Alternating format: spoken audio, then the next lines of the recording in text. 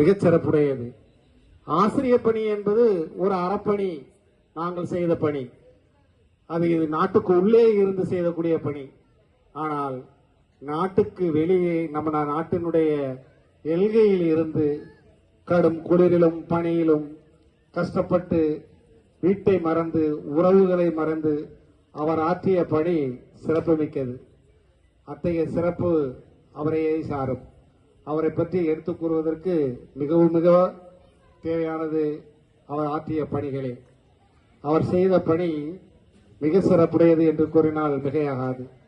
குறிப்பாக இந்த குடும்பத்தில் முதல் எனது தாயார் அடிக்கடி சொல்லுவார்கள், முன்னேர் செல்வது போல பின்னேர் செல்லும் என்று.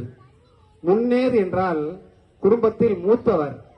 எங்கள் குடும்பத்தில் மூத்த சகோதரர் அக்காலத்திலேயே பொறியியல் படிப்பு படிப்பதற்காக தேர்ந்தெடுக்கப்பட்டு யாருடைய சிபாரிசுமின்றி அண்ணாமலை யூனிவர்சிட்டியில் பொறியாளர் இன்ஜினியர் படிப்பை படித்தார். அதற்கு பின்னால் நாங்கள் 3 பேர் இருந்தோம். எங்கள் 3 பேரையும் எங்கள் குடும்பத்தில் வளர்க்கும் போது என் தாயார் சொல்லுவார், அண்ணன் எப்படியோ அப்படியே நீங்கள் செல்ல வேண்டும் என்று.